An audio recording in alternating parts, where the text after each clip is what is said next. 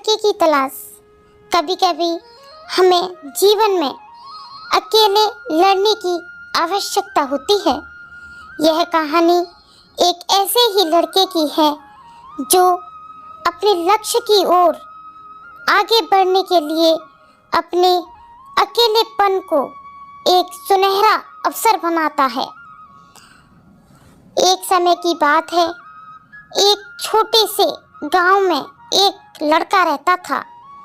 वह बहुत सपने देखता था और अपने लक्ष्य को प्राप्त करने के लिए प्रयास करता रहता था। निरंतर जुनून के साथ प्रयास करने के बाद भी उसको निराशा ही मिलती थी, परंतु उसके पास ना कोई साथी था और ना ही कोई गाइड करने के लिए। उसके परिवार में भी अपनी सपनों की समझने वाला कोई व्यक्ति नहीं था जो उसकी या उसके सपनों को समझ सके। इसलिए उसे लगता था कि वह अकेला है, अकेलेपन की जंजीरों में बंद कर रह गया और उसके सपने अधूरे रहे। फिर भी उसने निरंतर मेहनत की और अपनी आत्मविश्वास की आवाज को बुलंद किया। इसी इच्छा शक्ति और संघर्ष ने उसे सही दिशा में आगे बढ़ने की शक्ति दी। एक दिन उसे अपने गांव के बाहर एक पुस्तकालय का पता चला। वह आचार्य जी से मिलने गया, क्योंकि उससे पहले कभी ऐसी जगह नजर नहीं आई थी।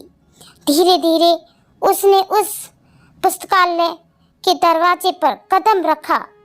बहुत सहमा हुआ, बहुत डरा हुआ वो एक लड़का जो जिम्मेदारी और नकारा की जंजीरों से जकड़ा हुआ था, वह जाकर उसने देखा कि लोग पुस्तकों को बीच बीच में खोजते रहते हैं और वहीं की शांति, पूर्णता और ज्ञान के वातावरण से उसे संतुष्ट कर दिया।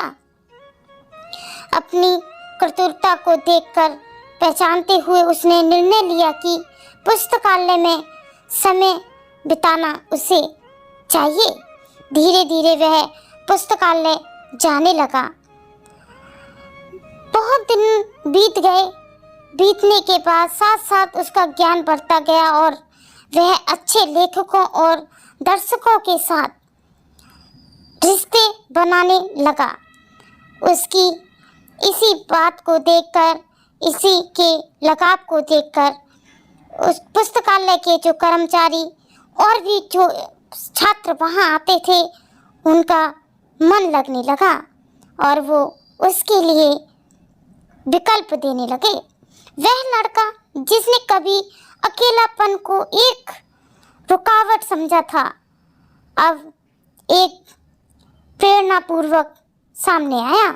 लोग उसे मान्यता देने लगे और सम्मान भी देने लगे।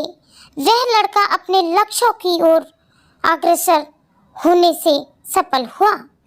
इस कहानी में हमें आपको बस यही सिखाना चाहते थे कि आपका अकेलापन एक सुनहरा अवसर बन सकता है अगर आप संघर्ष करें तो। जरूरी नहीं कि आपको घर से बाहर जाना है, आपको कुछ करना है। नहीं, जीवन में अगर आपको कुछ बनना है तो आपको सर्वप्रथम अपने आप को पहचानना होगा। उस लड़के ने अपने आप को पहचाना और आज वो ऊंचाइयों को छू गया।